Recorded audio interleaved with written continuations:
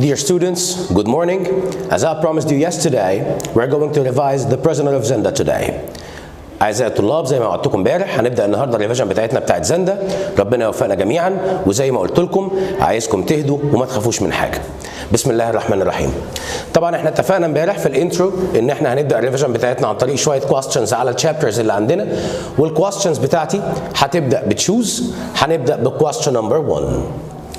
Question number 1 كان بيقول لي who is Rose Rasendal. طبعا احنا عارفين ان الفاميلي بتاعت رودولف رازندال في قلب النوفل بتاعتي بتتكون من 3 main characters. ال 3 main characters اللي عندي او الظاهرين قوي عندي هم رودولف رازندال واخوه روبرت رازندال اللي كان شغال لورد بيرلسدن، وكمان روز وكانت بتبقى مرات روبرت يعني. والفكره كلها ان احنا عارفين ان زوجة روبرت ديت تقرب لرودولف مرات اخوه بالانجلش يعني سيستر ان لو. فالانسر بتاعتي هتبقى سي، يبقى شي از رازندال's sister in law. طبعا انتوا المفروض انكم شايفين الكويستشنز ديت عندكم على البي دي اف وبتحلوا معايا. قال لي بعد كده هو از رودولف رازندال. طب احنا نعرف ايه عن رودولف رازندال؟ هل هي از لورد بيرلسدن؟ لا طبعا، ده كان روبرت. او هي از a wealthy English gentleman؟ ممكن. هي از an English ambassador؟ لا ما كانش ambassador. هي از روز's husband؟ لا، روز's husband كان روبرت. يبقى الانسر بتاعتي بي، هي از a wealthy English gentleman. قال لي بعد كده في question number 3 what did Rose Rasendal blame Rodolph for؟ احنا عارفين ان النوفل بتاعتي بتبدا بان روز بتبدا تتكلم مع رودولف وتقول له when are you going to do anything useful؟ you're 29 years old and you haven't done anything useful. كانت بتلومه على انه ما بيعملش اي شيء مفيد لانه كان عنده 29 سنه وما عملش حاجه في حياته. طيب يبقى هي لمته على ايه؟ she blamed him for being active، ولا she blamed him for not doing anything useful، ولا she blamed him for working in an embassy، ولا she blamed him for being a strong swordsman؟ لا طبعا الانسر بتاعتي هتبقى بي، she blamed him for not doing anything useful. اما بالنسبه لكويستشن نمبر 4 فكان بيقول لي Rose Rasendal didn't like to work Rodolph Rasendal didn't like to work because رودولف ما كانش عايز يشتغل ليه؟ هل his family are in bad need of money، ولا he enjoys a humble position in society، ولا he dislikes the English ambassador، ولا he has nearly enough money to do anything. احنا عارفين ان لما روز لمته وقالت له you are 29 years old and you have done nothing in the world, when are you going to do anything useful؟ قال لها Rose why do I need to work؟ I have enough money to do anything I want to. وجالي between brackets وقال no one ever has quite enough money to do that of course. يعني ما حدش ابدا بيكون معاه القدر بتاع الفلوس اللي بيخليه يعمل كل حاجه هو عايزها. ليه؟ because people are always greedy for money. وقال لها كمان and I enjoy a good social position. السوشيال بوزيشن بتاع رودولف جاي له منين؟ من ان his brother was Lord Ballston. يبقى اول سبب قاله رودولف اللي بيخليه ما بيشتغلش ان هو he has nearly enough money to do anything. طب الحاجه الثانيه ان هو he enjoys a good social position. جاي له منين السوشيال بوزيشن ده؟ من ان اخوه كان لورد بيرلسدن. قال لي بعد كده هو روبرت رازندال. مين روبرت رازندال؟ هل هو هي از ذا كينج اوف لوريتانيا؟ لا طبعا ده رودولف إلفبرغ. قال هي از لورد بيرلسدن؟ ممكن. هي از كاونتس اميليا's هازبند؟ لا طبعا. هي از روز's هازبند؟ ماشي. هي از ان انجلش امباسادور؟ لا ما كانش انجلش امباسادور. الانسر بتاعتي لازم تكون بي، هي از لورد بيرلسدن. قال لي بعد كده Rose was annoyed when Rodolph said that his family didn't need to do things because Rose كانت متضايقه جدا لما رودولف قال لها ان عيلته ما بتحتاجش انها تشتغل او تعمل حاجه. الكلام ده حصل امتى؟ لما رودولف قال لها I'm a member of the Rasendal family and our family don't need to do things. قال لي في النوفل كده نصا this annoyed Rose because her family were rich but less important than the Rasendals. هي روز حست ان رودولف was making fun of her family، يعني كان بيسخر من عيلتها اللي كانت غنيه ولكنها كانت اقل اهميه في المجتمع من عيله الراسندالز. يبقى الانسر بتاعتي she wanted him to work in an embassy، ولا her family were less important than the Rasendals، ولا he was a member of the Ruritanian royal family، ولا her family were more important than the Rasendals. طبعا اجابتي هتكون بي، her family were less important than the Rasendals. اما عن question number 7 فبيقول لي how did Rasendal show that he had not been lazy all his life؟ رودولف لما بدأ يعمل defending لنفسه، بدأ يعمل دفاع عن نفسه شوية، قال but I hadn't been lazy all my life. I had worked hard and studied a lot when I went to a German school and a German university. وبدأ يتكلم عن الحاجات البوتنشالز اللي عنده، الابيليتيز اللي عنده، القدرات اللي عنده. قال ان هو he spoke 5 languages اللي هم كانوا English وجيرمان وفرنش وايطاليان واسبانيش، وقال كمان ان هو he was a good swordsman، يعني كان راجل مبارز بالسيف كويس جدا، وهي was good at horse riding. كل ده وكسلان. طيب بيقول لي how did Rosendo show that he hadn't been lazy all his life? He spoke Arabic, Latin, Italian and Spanish. لا طبعا. He had an interest in Mauritania. يعني مش قوي. He was very good at driving and riding bikes. لا طبعا. أو driving and riding bikes. لا طبعا. And he had studied hard and learned a lot when he was at a German school and university. طبعا الانسر ديت هي اللي صح. ولاحظ ان هو اداني معلومه مهمه جدا في الحته ديت لما قال لي ان هو he spoke German as well as he spoke English. يعني الجيرمان بتاعه كان زي الانجليش بالظبط. هنحتاج الموضوع ده قوي لانه لما يروح موريتانيا هيحتاج ان هو يتكلم جيرمان because the people in Mauritania spoke German. هنروح على page number 4 question number 8 بيقول لي how was Rodolphe Rosendo different from his brother؟ ايه الشيء اللي كان بيخلي رودولف مختلف شويه عن روبرت؟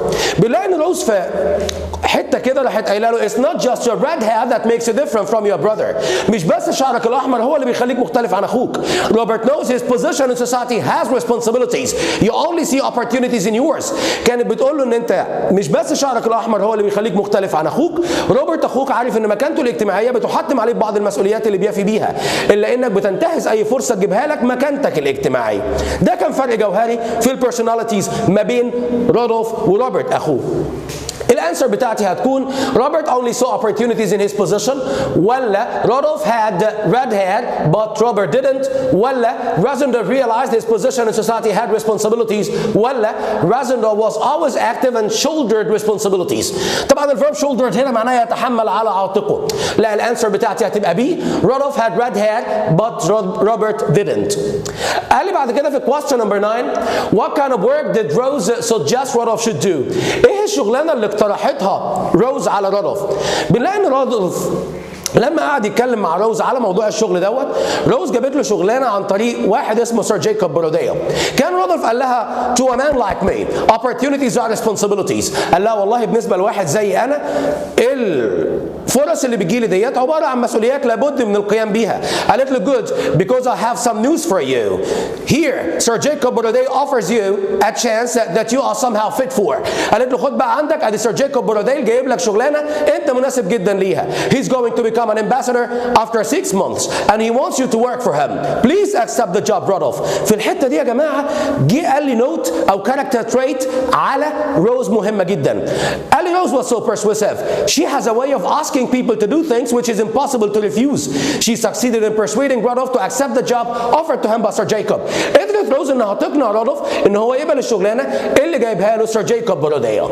طيب نرجع تاني للكويستشن بتاعنا what kind of work did Rose suggest Rodolphe should do؟ هل he should be a member of a royal family ولا he should be an ambassador in 6 months time؟ لا رودولف مش هو اللي هيكون ambassador. اللي هيكون ambassador كان هيبقى سير جايكوب بوروديو. قال he should work for Sir Jacob Borodeo ولا he should be a reporter in the Times newspaper؟ لا طبعا الانسر بتاعتي سي هتبقى he should work for Sir Jacob Borodeo. What is the reason that Rodolphe Rosendo gave for being lazy؟ ايه السبب اللي رودولف قال ان هو كسلان بسببه؟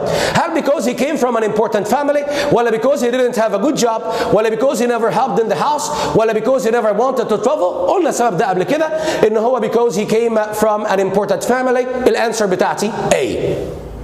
قال لي who was Sir Jacob Borodeo؟ كان مين سير جايكوب بوروديو ده؟ هل he was a descendant of Rose؟ وانا عارف ان كلمه descendant يعني احد احفاد عكسها ancestor يعني احد اجداد. قال لي he was a strong swordsman ولا he was to be Countess Amelia's fiancé ولا he was to be an ambassador؟ لا طبعا he was to be an ambassador يعني كان هيبقى سفير after 6 months.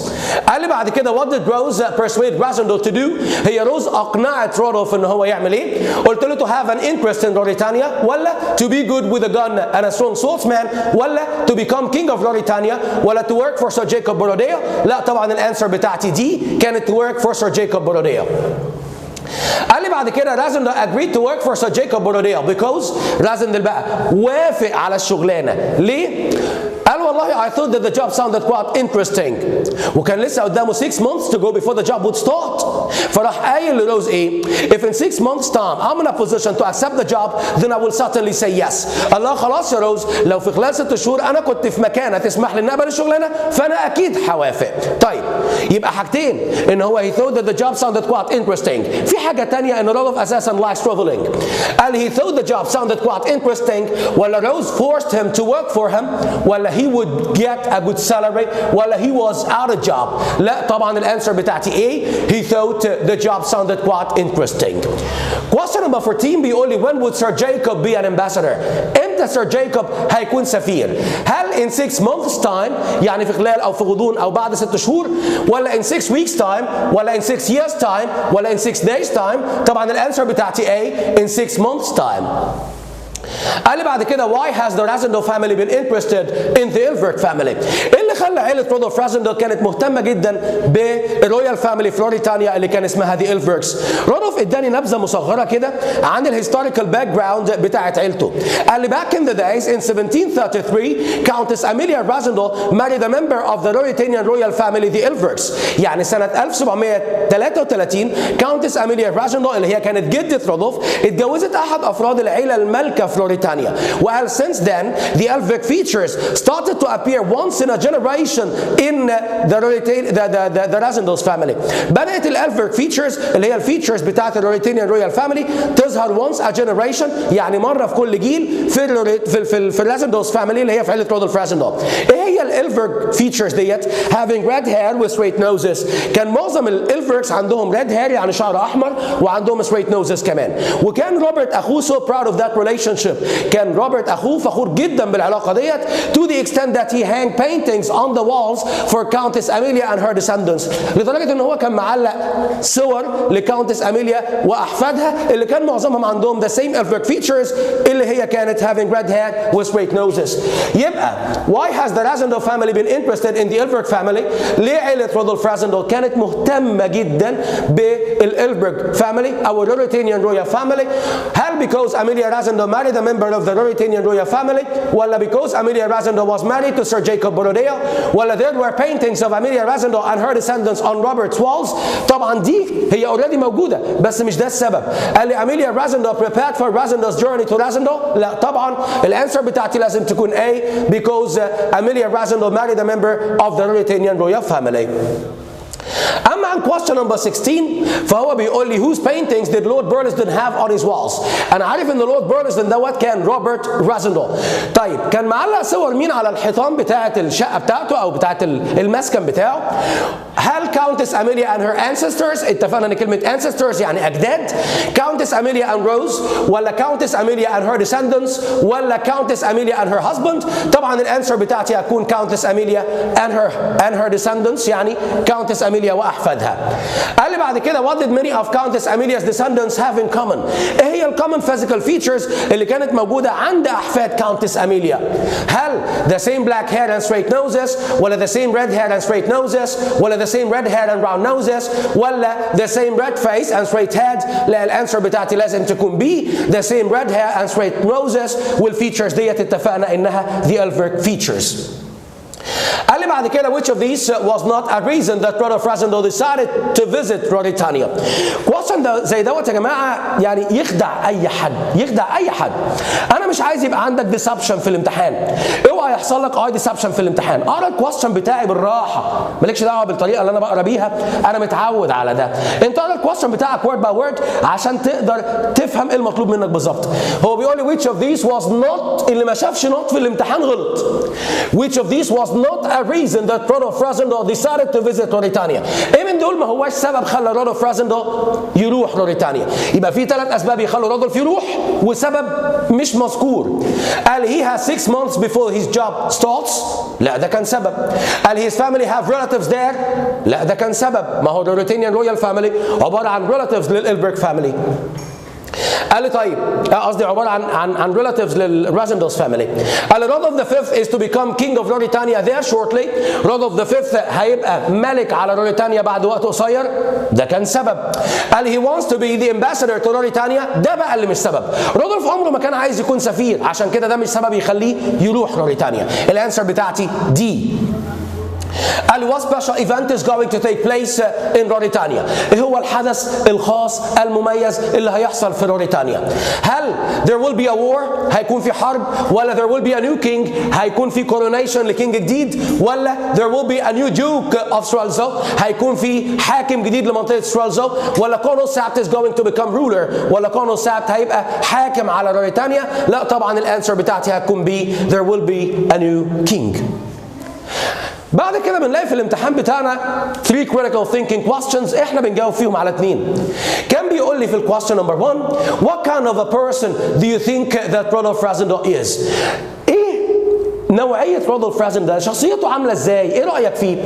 قلت له والله he's a rich careless man who doesn't like responsibilities. انا اللي اعرفه عن رودولف رازندل ان هو كان انسان غني ولكنه كان مهمل، ما بيحبش يتحمل اي مسؤولية. قال لي بعد كده Rasendel's position in society gave him opportunities. Do you agree? Why؟ المكانة الاجتماعية بتاعت رودولف رازندل في المجتمع كانت بتديله بعض الفرص. هل انت موافق على الكلام ده؟ ولا لا او ليه؟ قلت له يس، ايوه انا موافق. I think he used his position as a brother to Lord Burlesdon to make the best use of every chance to enjoy himself. هو كان بيستغل مكانته الاجتماعيه في ان هو ينتهز اي فرصه تجيله بسبب ان اخوه كان لورد بيرلسدون علشان يمتع نفسه، يسافر كتير، يخرج كتير، يقابل ناس كتير وهكذا. قال لي بعد كده if you were Rasendal would you not search for a job? Why؟ لو حضرتك مكان رودولف رازندل هل هتدور ولا مش هتدور على شغل؟ ليه؟ قلت له والله لا، انا لو مكان رودولف رازندل مش هقعد من غير شغل. ما ينفعش ان انا ابقى ايدل، ما ينفعش ان انا ابقى unemployed، ما ينفعش. I search for a job. لا انا هدور على شغل. ليه يا شريف؟ قال لي as having a job is a value in itself. لان كون الانسان يا جماعه بيروح للعمل بتاعه ده قيمه في حد ذاتها. كونك طالب بتروح مدرستك ده قيمه في حد ذاتها. كونك طالب بتقوم بواجباتك وبتذاكر ده قيمه في حد ذاتها. مستقبل مصر نركز. قال لي بعد كده why do you think Rasendal thought working in an embassy sounded quite interesting؟ طب ليه في وجهة نظرك رودولف اعتقد ان الشغل في سفارة يبدو لي وكأنه شغلانة شيقة لذيذة؟ قلت له I think that Rudolf thought it was interesting as he was interested in traveling. والله في وجهة نظري كده انا شايف ان رودولف اعتقد ان الشغلانة ديت جميلة بكل بساطة لانه كان بيحب السفر. قال لي طيب why do you think Lord Burlesdon had paintings of Amelia and her descendants on his walls؟ ايه السبب الجوهري اللي يخلي واحد زي لورد بارلسدون او روبرت رازندل معلق صور لكاونتس اميليا والديسندنتس بتوعها على الحيطان بتاعه البيت بتاعه؟ قلت له I think he had paintings of Amelia and her descendants as he was proud of the relationship with the Elverts. اكيد واحد قرايبه عيله مالكه في بلد ثانيه هيكون فخور بالريليشن شيب ديت، وكمان احنا عارفين ان روبرت كان شغال لورد بارلسدون، فيعني حياته السياسيه تخليه فخور جدا بان قرايبه هم الحكام بتوع احدى الدول الاخرى، فكان معلق الصور ديت كنوع من انواع البرايد، نوع من انواع الفخر. يبقى I think he had paintings of Amelia and her descendants as he was proud of the relationship with the Elverts. قال لي بعد كده in your opinion في وجهة نظرك في رأيك what lesson did Rose want to teach Rasendal؟ ايه هو الدرس اللي بتحاول روز تديه لرازندل؟ I think she wanted to teach him that having a job is a value in itself. انا عارف انها بتحاول ان هي تعلمه ان الواحد طالما عنده شغل ده في حد ذاته قيمة. فاكرين اما قالت له روبرت knows his position in society has responsibilities. اي واحد عنده position in society عليه responsibilities، والسنتنس ديت هي الكور بتاعت النوفل، هي المورال ليسون بتاعت النوفل. And do you think it was right for Rasendal to boast about his family in front of Rose؟ boast معناها يتفاخر. هل انت شايف ان رودولف كان صح في ان هو يتفاخر بعيلته قدام روز لما قال لها I'm a member of the Rasendal family and our family don't need to do things؟ هل كان عنده الحق ان هو يعمل كده؟ قلت له no I don't think so. لا ما اعتقدش ان هو كان صح لما عمل كده. As she thought that he was making fun of her family who were rich but less important than the Rasendals.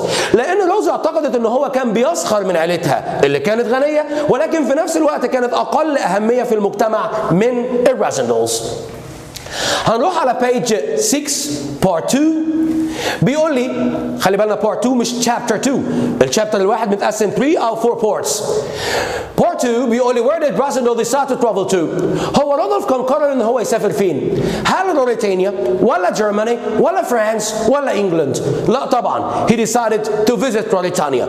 ولما قال لي ايه موريتانيا ديت؟ قال لي a small fictional country in the middle of Europe، وده بنص يونت 2 في المنهج القديم. طب بنص كتاب النوفل بتاعنا ايه؟ a fictional country in the middle of Europe، دي عباره عن بلد خياليه في منتصف اوروبا. يعني افتح الخريطه ما الاقيهاش، ما هي فيكشنال. طيب الفكره الفكره كلها ان ما كانش فيه طياره مباشره او قطر مباشر ياخده من انجلند لحد موريتانيا، فكان هيعمل ايه؟ هيخرج من انجلند يروح على باريس، ومن باريس هيروح على بريستون ودي في المانيا، ومن بريستون هيروح على سترالزو اللي هي الكابيتال بتاعه موريتانيا. يبقى الانسر بتاعتي كانت A طبعا. Question number 2 بيقول لي what did he tell his family about his plans؟ احنا قلنا في one character trait that you have to know about Rudolf Rassendahl. في لمحة شخصية عن رودولف راسندال لازم نعرفها. ايه هي؟ ان هو he doesn't like to tell anybody anything about his travel plans. قلت تاني يا شريف بالراحة. حاضر. He doesn't like to tell anybody anything about his travel plans. ما بيحبش يقول اي حد او لاي حد اي حاجة عن سفرياته. طيب. He was into the habit of not telling anybody anything about his travel plans. فأكيد مش هيقول لعيلته إن هو رايح موريتانيا. ليه؟ He was afraid that they might stop him. هو كان خايف إن هم من الممكن يخلوه ما يروحش. They might think that he's going to be lazy. من الممكن يعتقد إن هو هيكون كسلان، وخصوصا روز. فinstead of telling them that he was going to Mauritania, he told them that he was going on a walking tour in the Alps. هيقول لهم إن هو رايح يتمشى في جبال الألبس. And in order to stop them from thinking that he was going to be lazy. وعلشان يخليهم كمان ما يفكروش ان هو هيكون كسلان، قلنا وخصوصا روز. He told them that he was going to انتوا فاكرين he was going to write a book about the social problems of the people living in the area. قال ان هو هيكتب كتاب عن المشاكل اللي بيعاني منها الناس اللي موجودين في منطقة جبال الألب. طيب يبقى what did he tell his family about his plans؟ هل he was going to meet جورج فاذرلي؟ واحنا عارفين ان جورج فاذرلي دوت احد اصدقائه اللي هو اوريدي قابلهم في باريس، ولا he was going to attend the coronation، ولا he was going walking in the Alps، ولا he was going to write a book about physics؟ لا طبعا he was going walking in the Alps. في question number 3 بيقول لي Rudolf didn't tell his family about his plans to travel to موريتانيا because رودولف ما قالش لعيلته ان هو رايح يسافر لموريتانيا. لانه هل he never liked to tell them where he was going؟ لانه عمره ما كان بيحب انه يقول لاي حد اي حاجه عن سفرياته، ولا his family hated موريتانيا، ولا Rose persuaded him to take the job، ولا Rose would know he was still serious. لا طبعا الانسر بتاعتي A هكون he never liked to tell them where he was going. أما what was Uncle William's advice for those passing through Paris؟ لما وصل رودولف باريس افتكر كلام قاله Uncle William عمه أو خاله اللي أساسا لا وجود له في النظر غير في الحتة دي. قال إيه رودولف؟ قال Uncle William always said that no man should ever pass through Paris without spending 24 hours in the city, so I took his advice and booked the night at the Continental Hotel. رودولف كان ليه عم أو خال كان قال إن ما حدش أبدا يعدي على باريس من غير ما يقضي فيها 24 ساعة يوم. فرودولف خد بنصيحته وراح حجز ليله في الكونتيننتال هوتيل، وبعد ما عمل تشيكينج ان he called on two of his old friends that lived in the capital. راح رايح زاير اتنين من اصحابه كانوا عايشين في الفرنش كابيتال. انت عارف ان call on مش معناها يتصل، call on ده phrasal verb معناه يزور. الاثنين اصحابه دول كان واحد اسمه جورج فاذرلي and he worked at the embassy، والتاني كان اسمه برتراند and he was a famous journalist in France او in Paris. طيب يبقى what was Uncle William's advice for those passing through Paris؟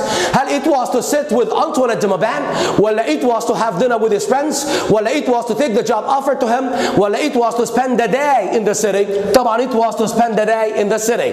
a day يعني 24 hours، ما تتعبقرش. قال who did Rudolf Rassendahl call in Paris؟ رودولف زار مين في باريس؟